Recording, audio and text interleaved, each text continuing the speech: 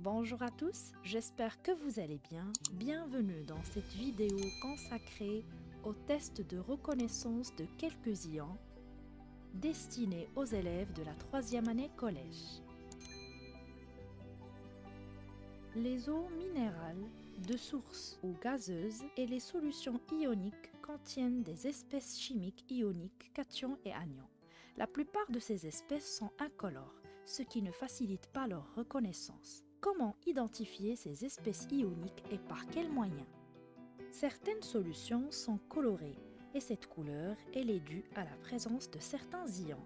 Comment peut-on prouver la présence de ces ions? Afin d'obtenir de belles plantes et de jolies fleurs, le jardinier utilise des produits contenant des ions cuivre Cu2+, Fer2 Fe2+, Fer3 Fe3+. Ces produits permettent de détruire les champignons parasites et d'éviter le jaunissement des feuilles. Comment détecter ces ions?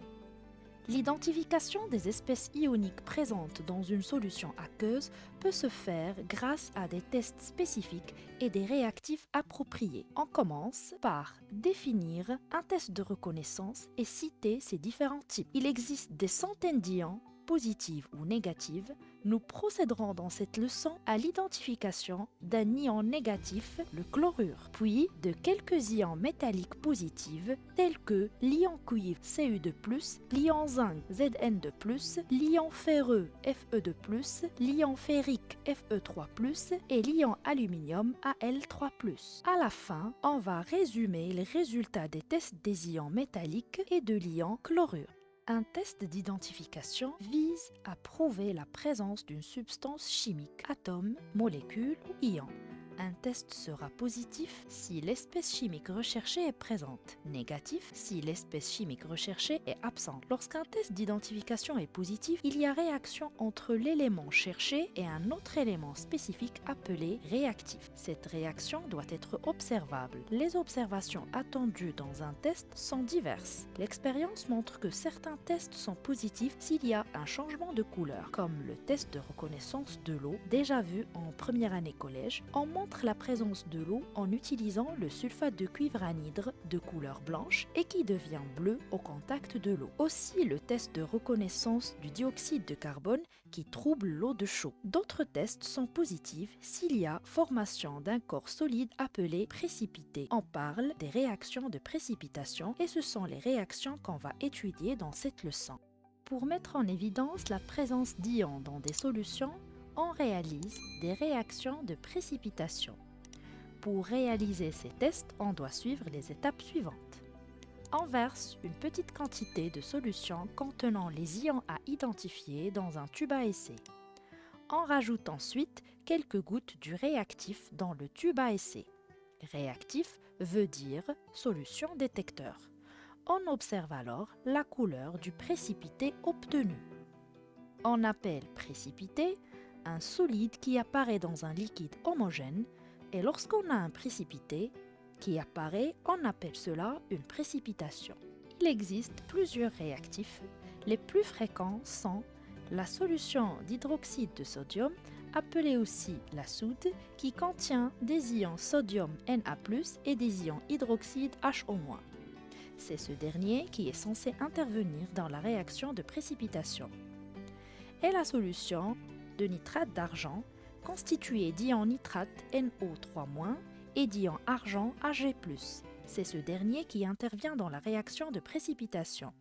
Nous utiliserons ces deux réactifs pour identifier les ions suivants: Fer2, Fer3, l'ion cuivre, l'ion zinc, l'ion aluminium et l'ion chlorure. Commençons par le test d'identification de l'ion chlorure. Dans un tube à essai contenant de l'eau salée, Na++ Cl-, on verse quelques gouttes d'une solution de nitrate d'argent Ag++ NO3-. Il se forme un précipité blanc qui noircit à la lumière. C'est le chlorure d'argent de formule chimique AgCl. On peut réaliser le même test avec une autre solution qui contient l'ion chlorure. Là, c'est la solution de l'acide chlorhydrique H++Cl-, ou bien on l'appelle aussi le chlorure d'hydrogène. Après avoir ajouté quelques gouttes de nitrate d'argent, on a la formation d'un précipité blanc qui noircit à la lumière, donc on a prouvé la présence d'ions chlorure. Quelle que soit la solution qui contient des ions chlorure, on peut prouver leur présence avec la même méthode. Expliquons ce qui se passe. La solution de chlorure de sodium réagit avec la solution de nitrate d'argent pour donner un solide appelé chlorure d'argent de formule chimique HgCl. Écrivons le bilan de la réaction. L'acide chlorhydrique, qui est une solution aqueuse, réagit avec le nitrate d'argent, qui est également une solution aqueuse, pour donner HgCl, le chlorure d'argent, qui est un solide, c'est le précipité qui se dépose au fond du récipient, plus une solution aqueuse qui est le nitrate d'hydrogène. À partir de ce bilan, on peut écrire l'équation. La formule ionique de la solution d'acide chlorhydrique est H+ plus Cl-. La formule ionique du nitrate d'argent est Hg+ plus NO3-. La formule chimique du précipité chlorure d'argent est HgCl. On ajoute la flèche au-dessous de la formule chimique du chlorure d'argent pour mentionner que c'est un précipité qui se dépose au fond du récipient, plus la formule ionique du nitrate d'hydrogène est H+ plus NO3-. On remarque qu'il y a des ions qui ne réagissent pas. Par exemple, l'ion H+, l'ion hydrogène, il n'a pas changé. L'ion nitrate NO3-, on les appelle des ions spectateurs. Et comme ça, on les enlève de l'équation. On peut écrire l'équation simplifiée qui est Cl- plus Hg+ nous donne un précipité de formule chimique HgCl. Récapitulons.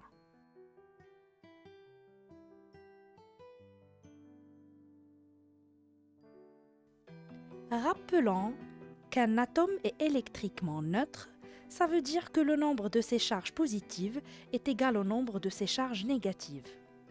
Lorsque l'atome perd des électrons, il devient un ion positif appelé cation. Lorsque l'atome gagne des électrons, il devient un ion négatif appelé anion. L'atome d'argent perd un électron pour devenir l'ion positif Ag+. L'atome chlore gagne un électron pour devenir l'ion négatif Cl-. On remarque que le nombre d'électrons perdus par l'atome d'argent est égal au nombre d'électrons gagnés par l'atome de chlore.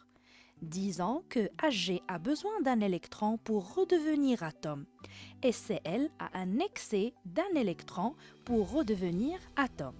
Et comme ça, on a la formation d'un précipité de formule chimique HgCl composé d'un atome d'argent et un atome de chlore.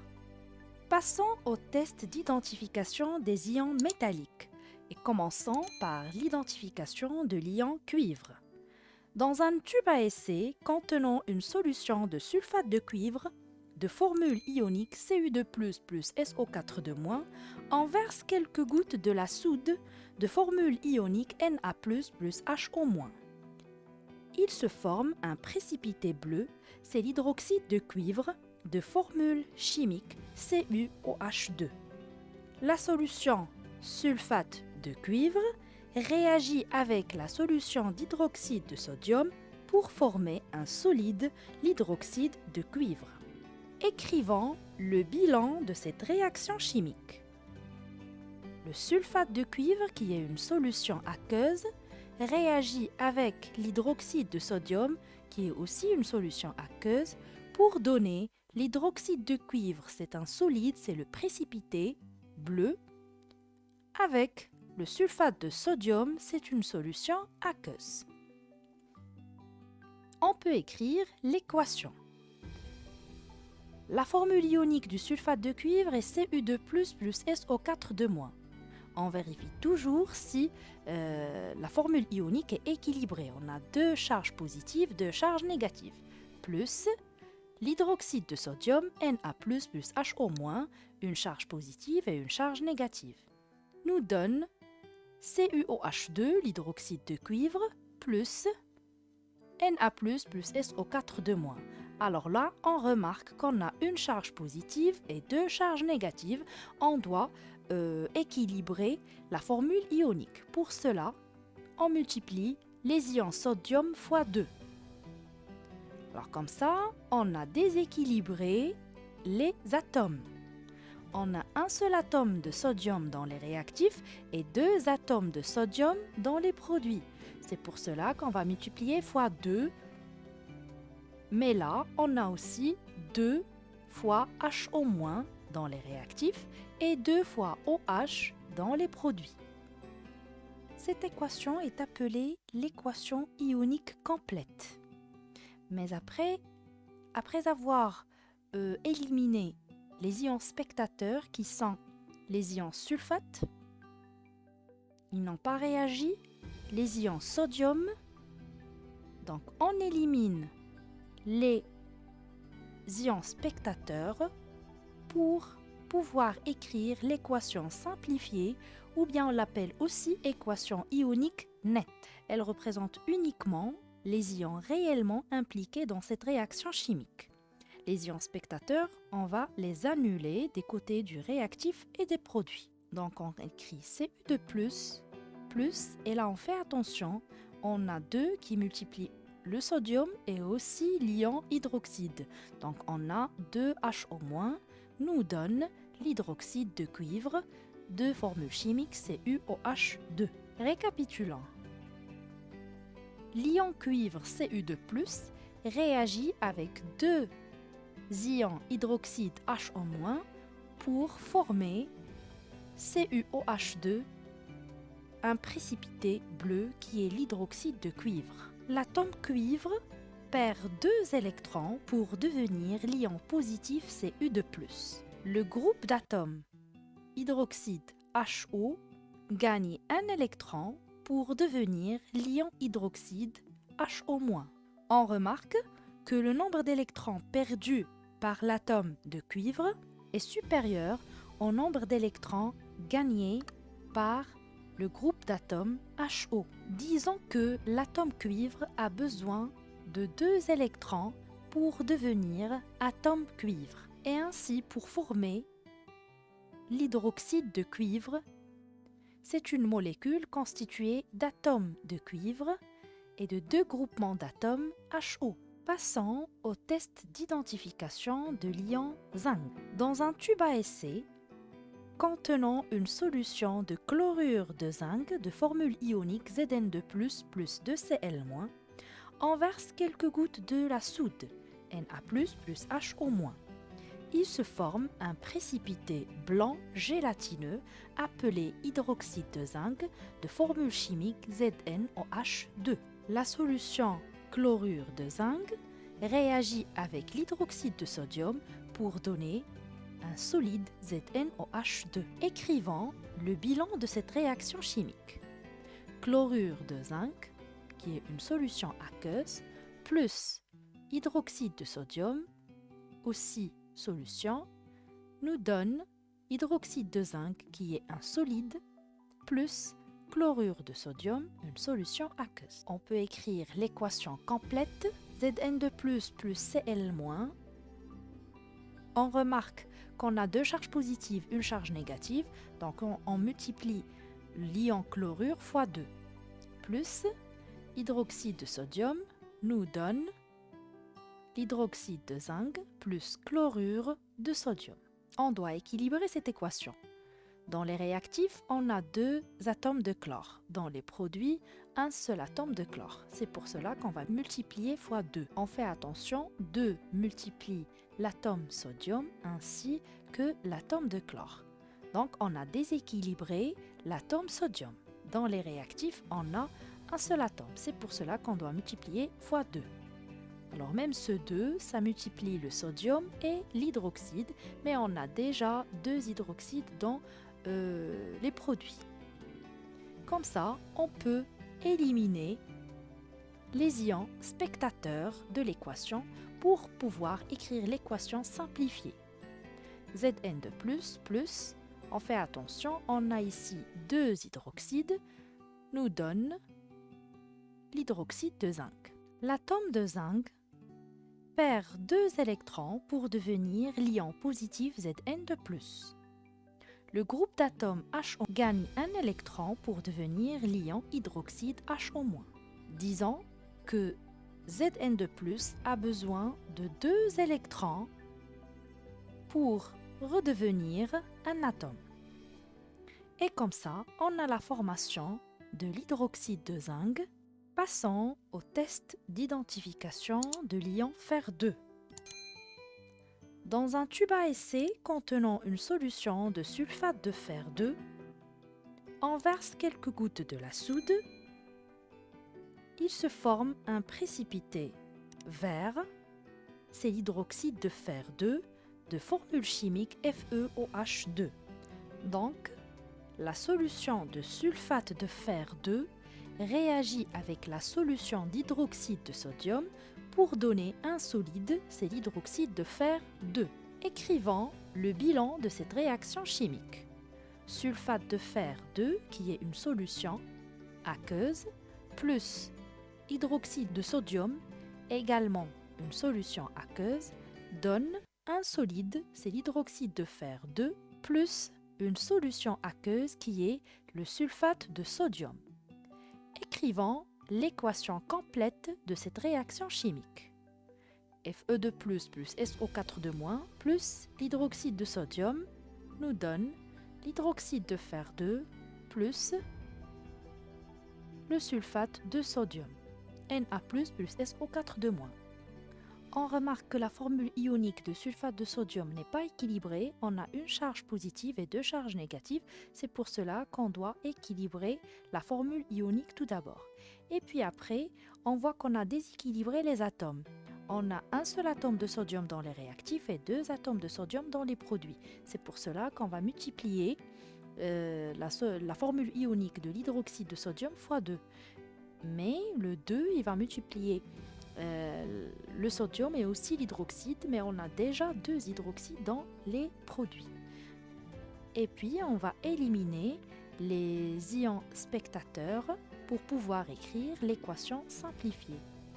Donc, Fe2 plus 2HO- nous donne FeOH2.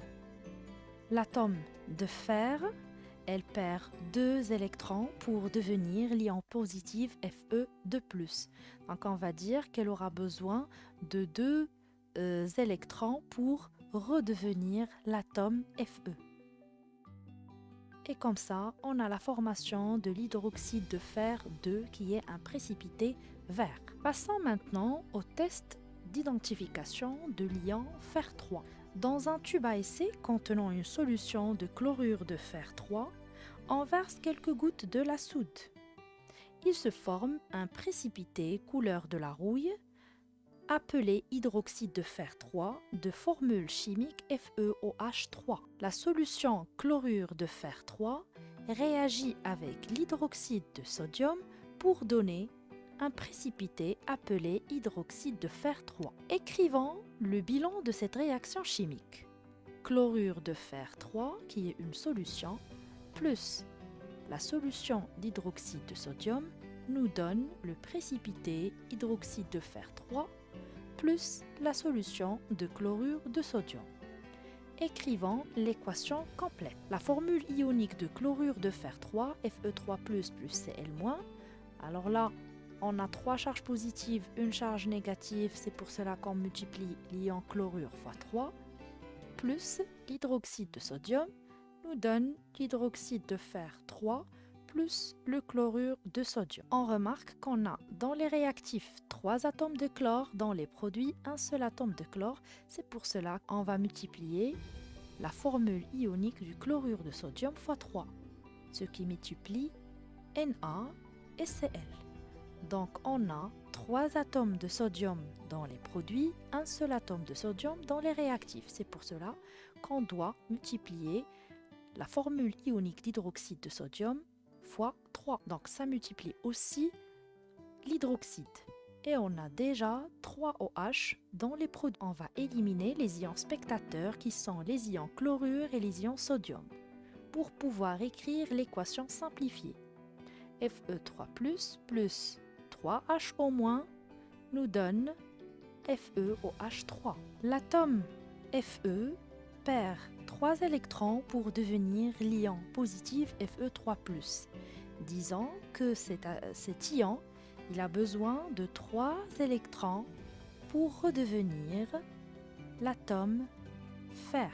Et comme ça, on a la formation de l'hydroxyde de fer 3. Passons au test d'identification de l'ion aluminium, Al3+. Dans un tube à essai contenant une solution de chlorure d'aluminium, on ajoute quelques gouttes de la soude. Il se forme un précipité blanc appelé hydroxyde d'aluminium de formule chimique AlOH3. Donc, la solution de chlorure d'aluminium réagit avec l'hydroxyde de sodium pour donner un précipité de formule chimique AlOH3. Écrivant le bilan de cette réaction chimique, la solution de chlorure d'aluminium plus la solution d'hydroxyde de sodium nous donne le solide hydroxyde d'aluminium plus la solution de chlorure de sodium. Écrivons l'équation complète de cette réaction chimique. Comme on vient de dire, on doit équilibrer la formule ionique tout d'abord du chlorure d'aluminium. On écrit la formule ionique de l'hydroxyde de sodium.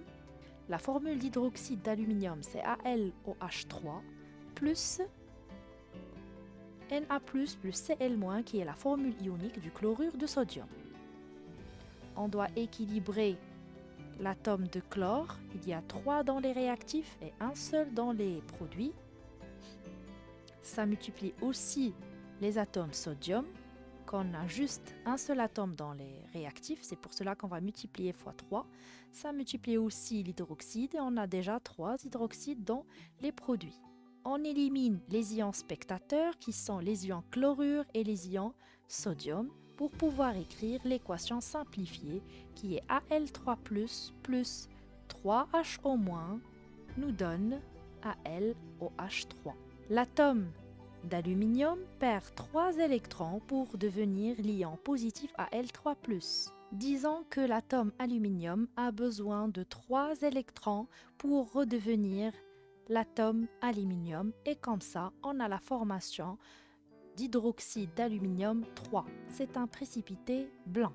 On passe à un bilan des tests d'identification qu'on vient de voir. Donc, en ajoutant la solution de nitrate d'argent à d'autres solutions, si on a la formation d'un précipité blanc qui noircit à la lumière, ça prouve la présence des ions chlorure Cl-. Et si en ajoutant l'hydroxyde de sodium à certaines solutions, on a la formation d'un précipité bleu, ça prouve la présence des ions cuivre Cu2+. Si c'est un précipité vert, ça prouve la présence des ions fer2 Fe2+. Si le précipité est de couleur de la rouille, ça prouve la présence des ions fer3 Fe3+. Si la couleur du précipité est blanc gélatineux, ça prouve la présence des ions Zn2+, des ions zinc. Si le précipité est blanc, ça prouve la présence des ions Al3+, les ions aluminium.